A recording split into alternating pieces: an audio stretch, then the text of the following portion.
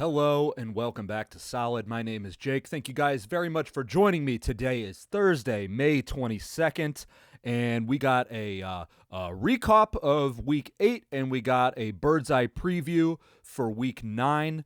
I'm going to try to keep this one kind of short. I say that, and then I never do. But your boy's playing hurt. I think I had like some kind of canker sore on the inside of my mouth, and then I bit it while I slept, and then this is like 2 days ago. And then I keep biting it probably about once every 15 minutes, and it's not getting any better.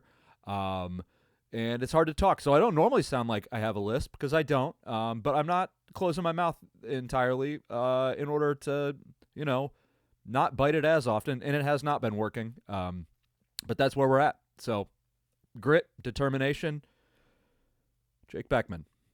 Those are, yeah, sure, whatever. Okay. Getting into this ReKawp.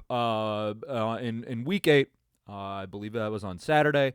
The Battlehawks beat the Birmingham Stallions at home, 29-28. It was a fun game. It was a fun game, and it was a fun one to rewatch. I think I have two big takeaways. One big takeaway, and this one's pretty simple, is that Jacob Sailors just rocks. Jacob Sailors is just, when he's on, and the offense looks so much better when he's on. When he's on, man, it feels like it's a win. It feels like it's a win. Now, in this game, it kind of sucked because there was one drive. It was near the beginning of the third quarter. It was like the first or second drive in the third quarter. He's like ripping off these big long runs, and then he has to get out, and I get it. Got to take your rest. Can't just keep the guy in the entire time. And then they put in Jarvian Howard, and then Jarvian Howard tried to make, I believe it was like a jump cut, kind of, which was a little bit weird, and then fumbled, and it was shitty. Did not like that. I will say going into this Week 9 game, Battlehawks did activate Kevon Latulis. He's going to be another running back. I don't necessarily know. I'm trying to remember if Anthony Becht is like the weirdo kind of coach where if a running back fumbles, he just takes him out and like puts him in timeout, which I think is a real dumb idea for coaches to do. I don't. Okay, so it's weird because I don't think Jarvian Howard should. I want to see this other running back get some run. Jarvian Howard had like a good Week 1 game, and since then it's kind of been shitty. So I do agree with not, I don't want to say benching Jarvian Howard, but yeah, let's, for lack of a better term, benching Jarvian Howard for this other cat. Just because I want to see what else the Battlehawks have. But I don't necessarily know if it's going to be one of them things where Becht is you know what I mean, where somebody fumbles and the coach is like, hey, you fumbled, go fucking sit and think about what you did, when instead they could just, it's like when a quarterback throws an interception. It's like you want him to get back out there and throw the ball again and get his confidence back, and you do that with a running back. I don't know, because last year and the year before that, it was kind of weird with the running backs. Like, I think Jacob Sailors wasn't even active in like the Week 1 game, and then comes out in Week 2 and like runs for 150 yards last year. So the running back room was, I'm not entirely sure they knew what they had. But yeah, it's one of them things that we'll find out. We'll find out tomorrow what they're doing with that. But that'll be more for the bird's eye preview. Anyway, easy. Jacob Sailors fucking rocks, man. Jacob Sailors is a lot of fun to watch. The offensive line did good this game against a decent defensive line. They did good in run protection, or not run protection, in run blocking this game. They didn't do too many creative blocks, like with too many creative like blocking schemes, like where they have either Chase Allen or Jake Sutherland kind of be being like a fullback, kind of be that lead blocker. And maybe that has to do with Jake Sutherland kind of shit in the bed a couple weeks ago. Was that 2 weeks ago, 3 weeks ago, whatever it was? Jake Sutherland. Too many fucking names that are similar. We got Manny Wilkins, we got Max Duggan, we got Jake Sutherland, we got Jacob Sailors. my brain is already dumb, all right? You get as many concussions as you boys had, and he's going to fuck shit up. That's what's going to happen. And then the team does not make it any better for me. That's, I don't know, dumb. Okay, so running game, good. Not really creative, but effective. That's my takeaway there. Second takeaway, and probably the bigger one, I think I like what the passing game is looking like more. I think I do. So Max Duggan, let me pull this up. If I can pull up, go by position, passing grades. Max Duggan has a real completion percentage of 54.8. His adjusted completion percentage, so adjusted completion percentage is like it's the throws that are on target. So it pretty much takes out drops is what the adjusted completion percentage is. And this is for the entire season. I guess the 5 games that he's played, but in reality it's just 4 games. Is 64.7. In this game, his adjusted completion percentage, can I find it? What if you know me, the thing about me is that I do a bad job getting things prepared. His adjusted completion percentage in this game was 68.4, where his real completion percentage was 57.1. So there are a lot of the issues that we're seeing with Max Duggan and the passing game, because a 68.7 or 68.4 completion percentage, that's pretty good. I mean, against Memphis, which Memphis, he had a 72.7 adjusted completion percentage compared to his 65.2. Like, those are 2 good ones. And then against Arlington the week before that, it was 36.8, and then adjusted was 43.8. So we're seeing better. And I feel like we all can kind of see that. And one thing that I really liked from Max Duggan this game, number one, he was spreading the ball around.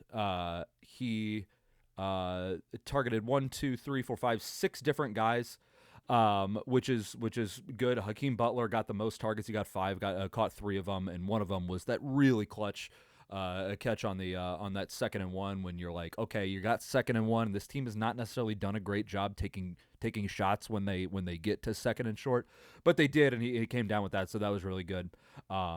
Jake Sutherland, once again, 3 for 3.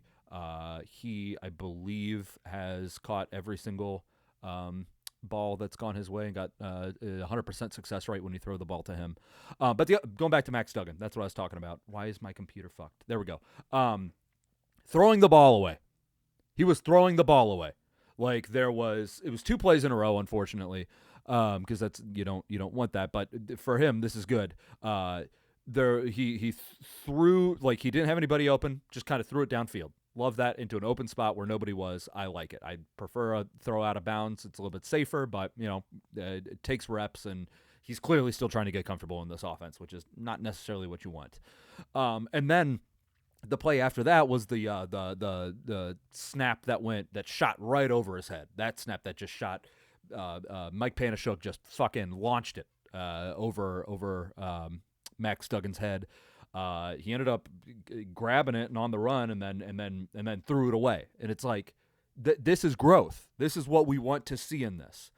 Now the problem is that I don't want to see Max Duggan anymore this regular season. There's 2 games left in this season, and they don't matter. This one tomorrow, this is the least mattering game. This is the least mattering game I can think for, like, all the years that the XFL and UFL have been around. This game doesn't, like, not only is the Battlehawks are going to get home field advantage in the XFL championship game, or in the XFL conference championship game, but this is also a home game because whoever planned the schedule is dumb. Like, it's technically a home game for San Antonio, but it's in St. Louis. Like, this is just a gift of a game. Like, fuck around this game. Like, it's tough. It's tough for this because Max Duggan clearly still needs practice. Max Duggan clearly still needs practice, and every snap that he gets is going to be meaningful. Every passing snap that he gets is going to be meaningful. But I don't want him to get hurt, man. Yeah, Max Duggan's not great. No quarterback in the UFL is fucking great though, man. And it can get so much worse. It can get so much worse with Max Duggan. Some of the most success that the offense has is because he's a +1 in the run game. Like his second touchdown that he scored in this game was a beautiful read option where the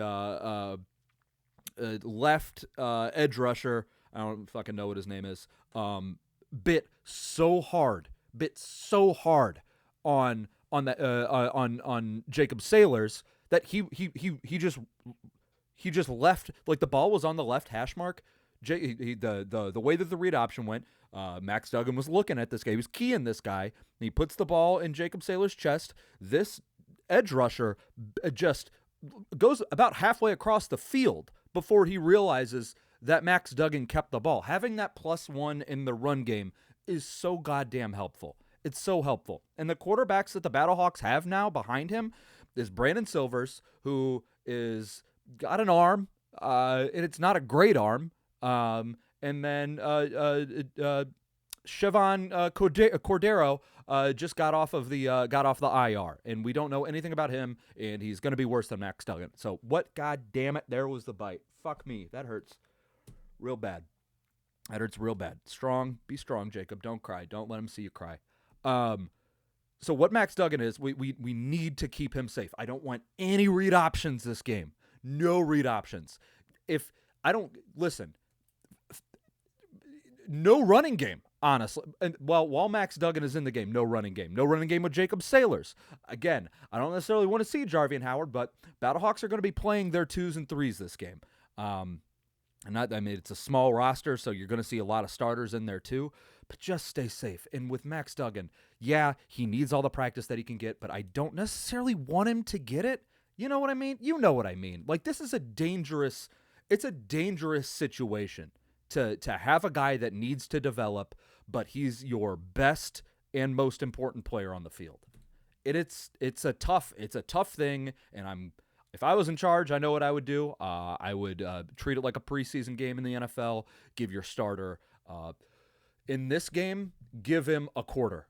Give Max Duggan 1 quarter of football. Take him out. Let Brandon Silvers do quarters 2 and 3. Take him out. Let Chevon Cordero play the 4th quarter and end of the game. That's what I want to happen.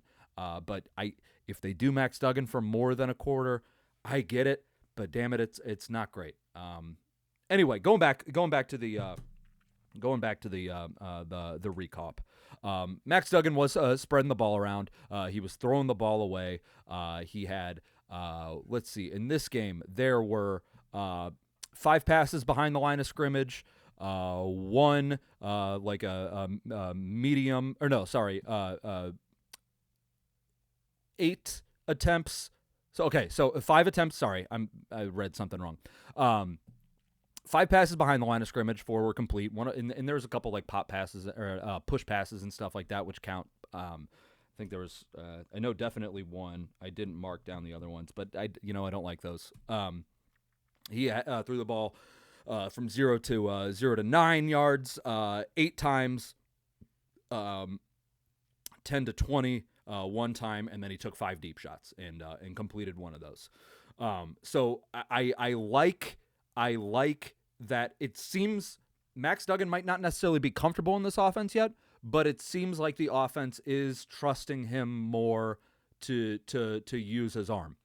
Clearly, he still needs help with that, and that's what I was saying with the reps and everything. But it's good that Phil McGeegan is and Anthony Becht are trusting him more. That's kind of my big takeaway there. As far as pass catchers go, like I said, Hakeem Butler, Blake Jackson was once again good, which is nice. He's been having a much better year than he had last year. Jake Sutherland rocks. Ja'Cour Pearson, I don't know. They don't know how to use him. But I don't know. That's my thing. I will say, the Hakeem Butler did a good job blocking on the outside this game, and Ja'Cour Pearson sneaky on the touchdown that got called back. It was that power that what is the actual play call? It was that 18-2 truck. This is the one where they move. It's 18. Quarterback is taking the ball outside, and the 2 truck, they're having the two linemen pull. Ja'Cour Pearson had a pretty good block there, getting Max Duggan into the end zone. I really like that for him, because he's not necessarily a good blocker. It might just be a thing that happened there. I don't necessarily know if that's something that's gonna stick. Like all of a sudden he got good, and he's 4'11" and 85 pounds, so it's not exactly like he's an imposing force, even a little bit. But he did have a good rep there, and if it wasn't for Jared Jones-Smith, just punching a man in the face. Like he got called for the illegal hands to the face, and Jesus, dude.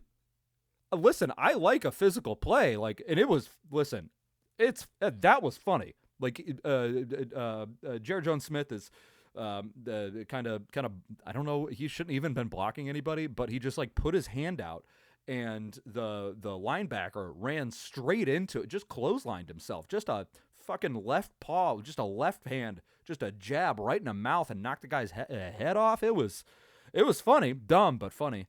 And then Skip Holtz challenged it and won, so that kind of stunk. But other than that, man, I think, and Jared Jones-Smith did have some trouble. He was kind of weak against the bull rush and some speed rushes and stuff like that. But that's kind of what we expect with him. But yeah, as far as the offense goes, they didn't do that much. I mean, it was 275 total yards, 110 passing yards, and 173 yards on the ground. It wasn't, 173 yards on the ground. Don't get me wrong, that fucking rocks. But the passing game only got 110 yards. I see what they're trying to do, and I liked it. They were scheming guys open downfield. It was on the first drive. It was the first play of the game. It was the deep shot to Ja'Cour Pearson. I mapped out the play and the routes and everything here. It did hit Ja'Cour Pearson in the hands, and it looked like it might have been the safety might have broken it up, but you got to catch that ball, because that was shit. What was that? That was 30 yards down the field. That would have been huge for the first play. And again, that goes into this offense is kind of trusting Max Duggan more. They're not being like, all right, let's run and see if we can sink a safety down. They're like, hey Max, let's fucking try to beat somebody. And to be fair, Phil McGeegan again helped them out with the scheme of the passing routes. It was a great vertical stretching of the field. They had who was that? They had Jacob Sailors kind of go into the flat. They had I believe that was Jake Sutherland kind of run like a 10, 15, like a yard out. Take the so that put that cornerback in a little bit of put his head in a blender a little bit. And then Ja'Cour Pearson kind of did like a little post, and he was open. Max did. I will say that is the one thing about him. He does take a long time. Not only they've brought this up before, and I honestly I didn't notice it unless somebody mentioned it, and now it's like the only thing that I can see is when he throws the ball, he has a crazy long windup for it. Like he drops it below his waist. It's like, wow, okay, that actually is pretty impressive that it takes that long. But on top of that, he also, takes a long time to decide to throw the ball. When he's very decisive, he fucking rocks, man. When he's decisive and he's in a rhythm, it's beautiful. It's just, unfortunately, it's not always the situation. I don't know. And then there's another one on that same drive as a 3rd and 4 that hit Frank Darby in the hands. So it's like, yeah, it's good. And I like what they're trying to do. You got to get help from your receivers. I understand he's also fucking missiling the ball at people from 10 yards away, and it's like not exactly an easy ball to catch. But let's get on the jugs machine. That's my point there. So the offense, they did good. There were the 3 turnovers, which is some dog shit. I guess 2 turnovers on offense. There was a Jarvian Howard fumble and then the Max Duggan interception. And honestly, my note on that was I don't know what the fuck that was. I don't know. I don't know what the fuck that was. I don't like. I looked at it and I watched it a bunch of times. Like I don't know.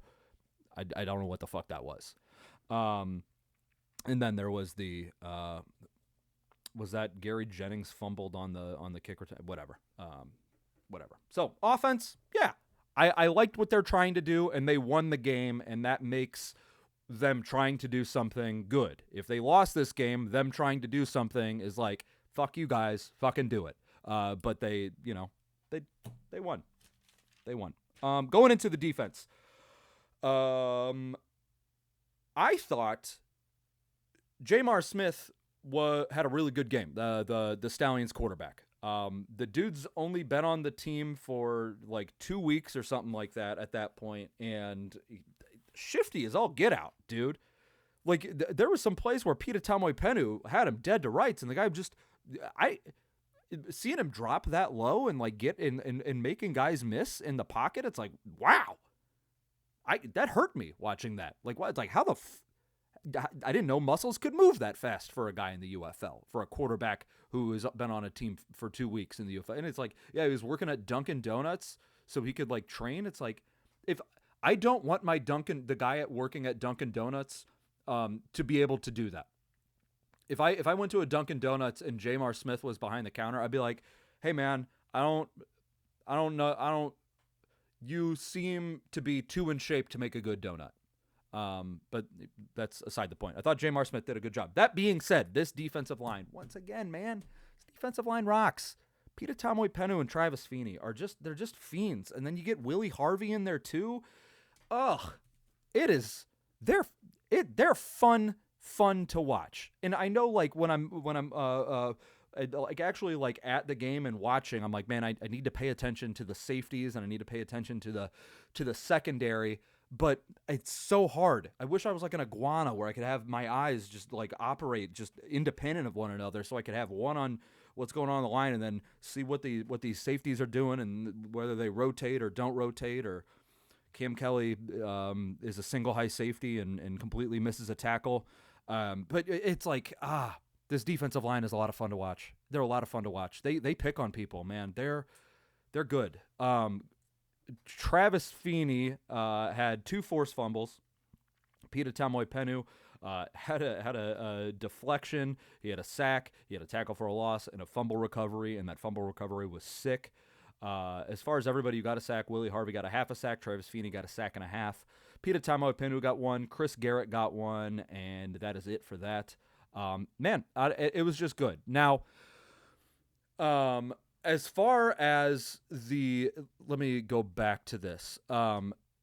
If you take away, and you can't take away, but if you did take away the plays, like the explosive plays that the Stallions had, let me see real quick. So let's just say it's 150. Well, I could actually probably, nope, I can't do that. Let's see. Deion Kane definitely had a 65-yarder and then a 57-yarder. Cade Johnson had a 47-yard reception. So that's 169 yards off of just 3 catches. So 262, that's the amount of yards that Jamar Smith, minus 169. He only threw for 93 yards like on every other play, which is, that's not good. Like, aside from those 3 big plays, which is what really, I mean, that's explosive plays are how a lot of teams win football games at every level. Explosive plays, if you get more explosive plays, just like if you win a turnover battle, there's a big correlation between more explosive plays and winning the game. There's a big correlation between winning the turnover battle and winning the game.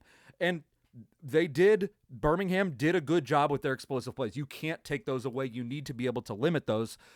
They did a good job on one of them was the Deion Kane slant that, like I said, Cam Kelly they had a single high safety and Cam Kelly just absolutely fucking beefed it. Can't do that, man. You can't do that. You just fucking can't do that. So that's one where it's like, yeah, the defense fucked that one up. But the other ones, good throws, some botched coverages and stuff like that. My point is, the defense, aside from 3 plays on what's that? 24 other passes, they were fucking awesome. If you take that away, Jamar Smith was 11 for 24 for 96 yards. That's pretty good. Unfortunately, the big plays were touchdowns. So, it's whatever.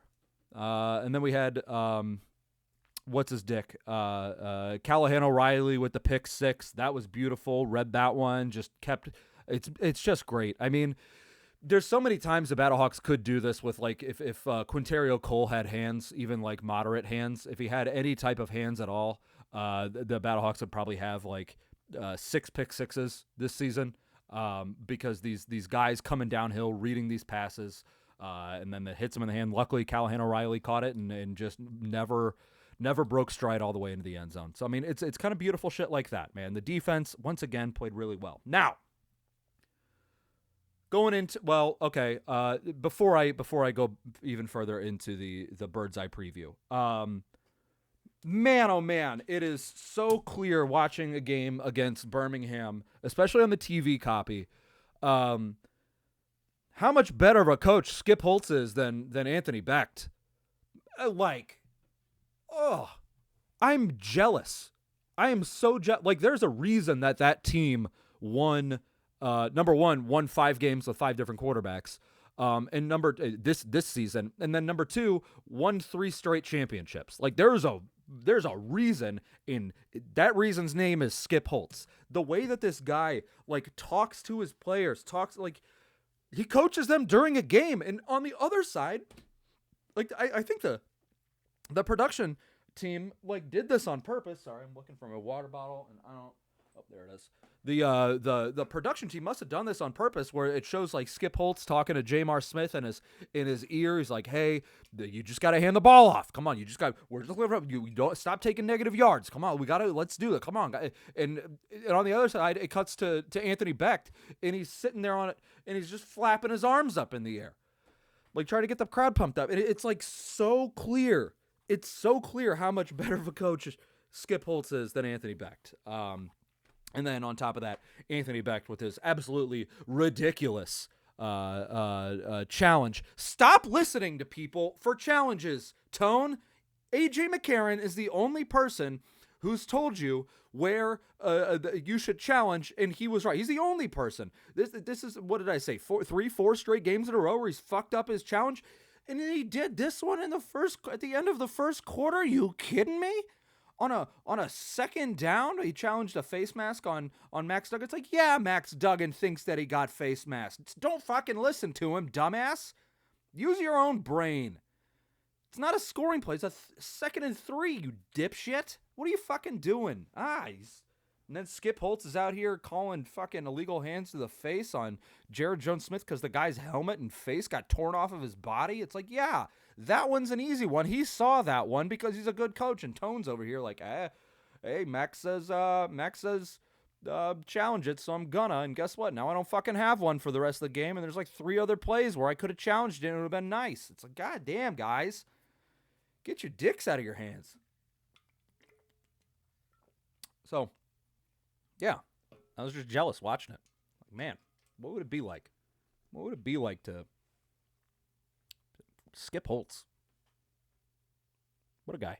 Okay. Award time. Cacaw of the Week. Cacaw of the Week goes to the best player on the Battlehawks, the guy who did the best in the game. And this one, hey, stop me if you heard this one before. Travis Feeney, 2 forced fumbles, man. 2 forced fumbles. I love it. I love it. And then he had the game-sealing forced fumble. It would be Jacob Sailors. Jacob Sailors hasn't had maybe he got a Cacaw of the Week in like week 1 or 2 and he was running for 100 yards or something like that. But I got to give it to, and he would, if it wasn't for Travis Feeney's second forced fumble there on that last drive. it would be Jacob Sailors, but Travis Feeney saves the game. Beautiful. Beautiful. Other forced fumble gets the Battlehawks onto the 7-yard line, and it rocked. It rocked. I love that. So that was huge. Very good game by Travis Feeney. This is like his third game in a row. It's definitely his second game getting a Cacaw of the Week. The guy, again, 32 years old. Let me make sure that's how old Travis Feeney is. I keep saying that, but he could be older. Travis Feeney. Well, I am bad at spelling. Travis Feeney is 32 years old. Turns 33 this year. And the guy, he's not going to make it to the NFL. The guy just loves playing football, and you can see it, man. Again, the defensive line is a lot of fun to watch. Of the week. This one is going to go to Cam Kelly. That was the biggest, really biggest blunder that I could see. With that, all that shit, if you're doing if you're the single high safety, if there's only one safety back there, you know that the offense, if they're going to throw the ball, you know that they're going to be coming at you, or you know that they're going to if they're throwing the ball, they're going to make a single high safety's job hell. They're gonna make you work. And in that play, Cam Kelly did not work. He got fucking tied up, took a bad angle. I believe it was at that point Nick Whiteside was in, and it's like, man, I don't know. It just a bummer that happened. So yeah, the week is going to go to Cam Kelly. This is his first time. I like that there's not a whole lot of repeat of the week. I like that because that means there are some weak links on this team, specifically on the offensive line, and specifically on the left side of the offensive line, and specifically to the left of Steven Gonzalez, and specifically Jared Jones-Smith. But it's good that there's not a whole bunch of it's good that it just seems like some guys have bad games. You know what I mean? And it's good that it's not always on offense and not always on defense. So that's, take a positive away from that. Let's see. I didn't really have a good hot mic of the week. Just kind of, I think I just have to give it to Skip Holtz, just because of the way that he talks down to people is very fun to me. And that was an enjoyable thing. I don't watch a whole lot of the Birmingham games with sound on. And watching this one with sound on was entertaining. I think I'm going to have to make a habit of that. So that was good. I guess the bad look of the week, I kind of alluded to this with the coaching thing. I probably should have just brought it up there. But the bad look of the week is that Skip Holtz getting the actually coaching, and then Anthony Beck doing his fucking bullshit. Okay. Do I have a donkey kick of the week? Sterling Hoffrichter was good. He didn't have the the Chonko kicks that he had, the Chonko punts that he had before, where one was going 8 yard or 70 yards in the air, 60 yards in the air, whatever it was. But I have to give it to him, donkey kick of the week, because Rodrigo Blankenship missed his first field goal. It was a 58-yarder. And that's another fun thing about watching games on TV. Like in some stadiums, like if a ball doinks off the upright, you can hear it. You can hear it in some stadiums. You can, specifically indoor ones. But when that kick hit the crossbar in the stadium, is like, damn. But then when you're watching the game on TV and it hits the crossbar, I got headphones on, watch it. I about blew my goddamn eardrums out, man. It was boom. It was like, what the wow. I didn't expect it. I like that in the UFL and at the Dome, they still not only did they redo the field and redo the lights, but they made sure that they got an ASMR microphone and put it smack dab in the middle of the upright. I think that's fun. So donkey kick of the week. Long way of saying it goes to Sterling Hoffrichter. Was there any other awards that I have? I don't think so. I don't think so. Okay, going into the bird's eye preview. How long has this been? Yeah, I'm not doing a good job keeping this short. Okay, bird's eye preview. Battlehawks are playing the San Antonio Brahmas. It is, like I said before, a home game for San Antonio, but it is actually at home for the Battlehawks. This is a nothing burger of a game. Nothing matters. I kind of went into what I said before about what I want to happen. I think that we are going to see a lot more of the 2s and 3s played. The problem is that the Battlehawks have do a lot of rotating of players, and it's a small roster. It is a small roster, and there are only so there's only 3 positions that have 3-man depth. There are 1, 2, 3, 4, 5, 6, 7, 8. Nope, sorry. There are only 2 positions that have 3-man depth, and that is quarterback and running back. They have 1, 2, 3, 4, 5, 6, 7, 8, 9, 10, 11, 12, 13, 14, 15, 16 positions where they only have 2-man depth / it's a rotatable position. And that is quarterback. I need to know if Bradley Ashmore is going to be a swing guard. He was the one who came in when Jawan Bushell-Beatty was out. He did not do very good. So Bradley Ashmore could be a swing guard. I'm very curious to see what side they put him on. I would hope they put him on the left side just because he did so shitty on the right side before. They have Cole Spencer, who is a guard as well. He's a big boy. I remember that.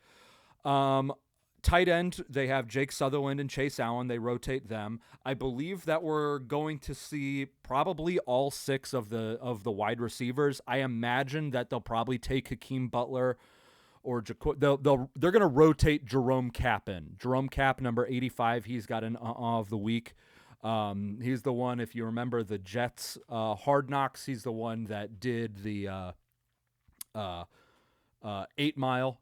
He did Lose Yourself, dressed up as Eminem, and then Eminem retweeted the video, and it was kind of a cool thing that they did. But Jerome Cap, mostly just a special teams guy for the Battlehawks, is actually a wide receiver, and I imagine that they'll probably rotate him in just to make sure that they give like a little bit of save some guys a little bit. So that'll probably be bad. On defense, defense is a problem because Austin Fallu is still out. He's off the. I don't think he was ever on the IR, but he's inactive for this game.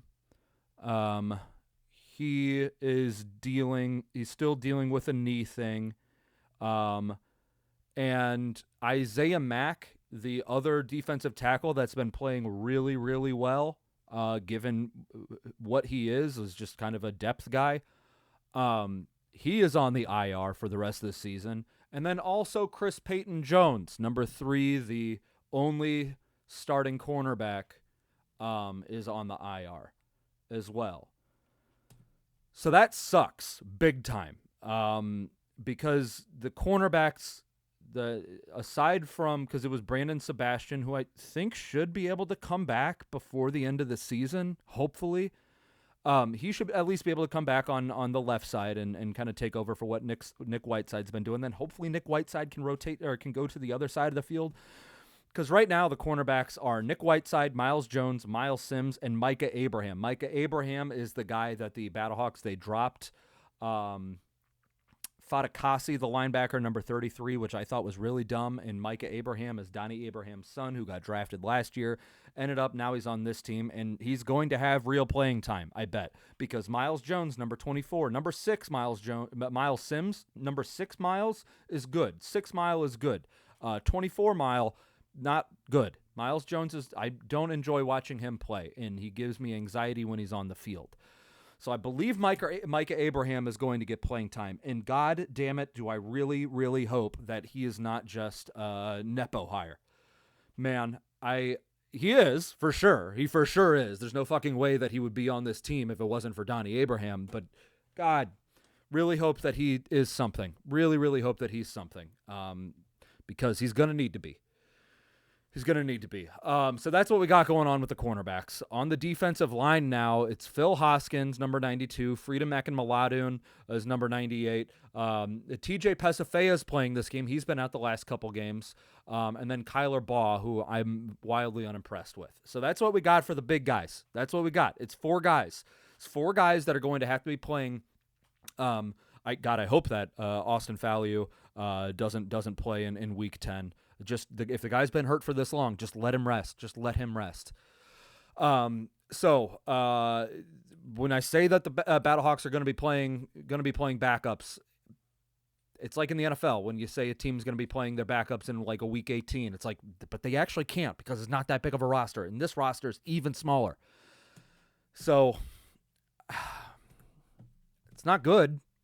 It's not a situation that you want to be in. This is the second time this has happened for me this year. Like, so during the NFL season, the Eagles pretty much it was like week 14. They were week 14. Yeah, it was week 14, maybe even earlier than that. But it was like kind of set. Like the Eagles are gonna have the second seed in the NFC. So it's just like, well, now we're just fucking playing these other games. Like, you still had to get the juice because the Saquon Barkley 200 rushing yard season king Quan. But you're just kind of like waiting. It's like now it's just like, okay, we're in the playoffs. We know we're in the playoffs. We know where the playoffs are going to be. Like, it doesn't matter in these other 2 games. Now we're just like, all right, let's everybody make it through these games without getting hurt. Like, there's literally nothing that the Battlehawks can gain, I guess, aside from Max Duggan getting more confident, but again, there's a big risk with that. There's nothing that they can gain from these 2 games. It's like, what if we just didn't do them? Can we forfeit this quest? Let's sim this game and there's nothing good that can happen. And an already small roster with a defense that's been playing really, really well, but the starters are dropping like flies. It's like, it's scary. It's scary. It's uncomfortable. It's not a situation that we want to be in. Like, I would rather play these 2 games and have obviously you'd rather have something happen, like there be an outcome. But at this point, it's like the Brahmas. Here's the deal with the Brahmas. Okay, they just lost last week, and it was the Toilet Bowl. It was on Friday. Really good game. Went to overtime. They lost that game. I think they're dead. I think that if the Battlehawks can score in the first quarter, and I don't think the Brahmas can because they're doing Kellen Mond again. It's like they've gone through like 4 different quarterbacks in between week 2 and now, because the Battlehawks, remember, they played them in week 2, and the score there, I obviously know what it is. The score there was 26-9. So like they've gotten better since then, but they're dog shit. They're a dog shit team who's dead. They've been dead for 2 weeks, and then last week when they had something pride to play for, they got all the way to the finish line and then just shot with a fucking anti-material rifle and their chest exploded. They're fucking dead. And I think that if the Battlehawks can get in front early, this team is just going to roll over. And if they roll over, couple things, like you got to worry about them being like the guys on their team, like being fucking crazy psychopaths, trying to take people out. I can't imagine they would, because like these guys have to like the way that the travel works for the UFL is that they all have like the main hub in Texas, and then the teams share a plane, which is crazy. I don't know, man. It's just they're a team with nothing to lose. But I think that if you can shove their face in the shit, you can make them play not like they have nothing to lose, but just kill them. You know, that's all I'm saying. It's a scary thing that the Battlehawks are in right now. You hate to see it. It's a bummer. It's a big bummer. You know, just everybody stay safe. Just look at me being a fucking asshole. Everybody just stay safe. You know, play smart. Don't be dumb. Offense, just throw the ball. Just throw the ball. Just throw the ball. No running. No running. Throw the ball. If it's a 3 and out every single possession, I'm totally fine with that. If it's a 3 and out and this game ends up being a 6 to 0 game, I'm totally fine with that. Also, it would be fun if the Battlehawks they tried to do like the Rodriguez. They were just like, hey, Rod, you want to just see how far you can kick the ball? This is a 63, 67-yard kick. You want to see if you can do it? And sure, fuck it. Why not? Like, just don't put yourself at a risk.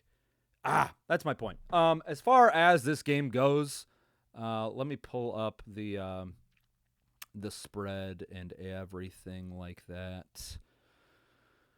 As far as this goes, Battlehawks are 6.5-point favorites. Over/under is 41.5. Going under, and I'm going Brahmas. No, they suck though. I think the Battlehawks win this game just because their lack of depth is still better than, like, they're going to have to play their starters, and their starters are going to be better than whatever the fuck the Brahmas put out there. Brahmas might just only do, like, they're like, they might do, like, the same idea. They might be like, all right, let's just get some tape for all the guys on the roster. But I think the Battlehawks win this game. Definitely under 41.5, though. Definitely under that. So, yeah, I think the Battlehawks, let's come up with the score. I think the Battlehawks win this game. I think the Brahmas score 9 points, 3 field goals. No, because their kicker's dog shit. I think the Brahmas score 12 points, 2 touchdowns. And I think that the Battlehawks score, let's say, an even 20. So that's going to be 2 touchdowns, 7 points, and then a touchdown, and they don't convert. 2 touchdowns and 2 big field goals, and that's how the Battlehawks get to 20. All right, guys, this has been the Bird's Eye preview. Thank you very much, and ReKawp for week 8. I appreciate you guys. This is solid. If you're watching this, I should have said this at the beginning because this is the end of the show. If you're watching this, you don't want to watch it, you can do that. It's on Spotify, on Apple. It's solid. If you're listening to this and you're like, man, I wonder what that guy's talking about. Is this dog still laying on the couch? He sure is. Look at my man Pete. He's an old boy right here. Look at him. He's a good boy. He's a sleepy boy. Ain't that right, Pete? I'm going to go grab him real quick so you can see him. Oh, that's my good boy. That's my good boy. Oh, look at this boy. Oh, look at... You want to say hi? Look at the Pete dog. That's a good boy. If you're watching it and you want to see my dog who's in my arms right now, he's very adorable. His name is Pete, short for LP, long for LP. Other dog is Killer Mike, big Run the Jewels guy. You can do it on Solid Pod on YouTube. Go Birds, go Battlehawks, cause the law. Fuck Green Bay. Fuck Roger Goodell. Fuck Shane Steichen, that rat. Fuck Jonathan Gannon. We already knew he's a rat. You gonna try to ban the tush push? Shane Steichen, guess what, fuckface? You got your job because of that play, and you're gonna vote against it. You're not gonna have the pull in your organization to vote against it, and then your owner dies like 3 hours later. You are a fucking rat, Shane Steichen, that bitch. But go Birds. Always go Birds. Cause the law. Go Iron Birds. Anything that you say to anybody, they're going to be able to just understand that you're like a Battlehawks guy. Like after a show, or after I did a set last night, some guy walked up to me. I have a thing. It's a story about the taking a trip to the Santa Monica Pier, and this guy walks up to me. He goes, "Have you ever seen the Lost Boys?" And I was like, "It's been a long time." He goes, "When you said Santa Monica Pier, I thought about the Lost Boys." I was like, "Oh, that's cool." So obviously, by me saying that, he was like, "Oh, this guy's just a Battlehawks guy." That's all it is. But yeah, that's what I got. I will talk to you guys tomorrow after the game with a rehawction. Bye. Pete says bye. Bye.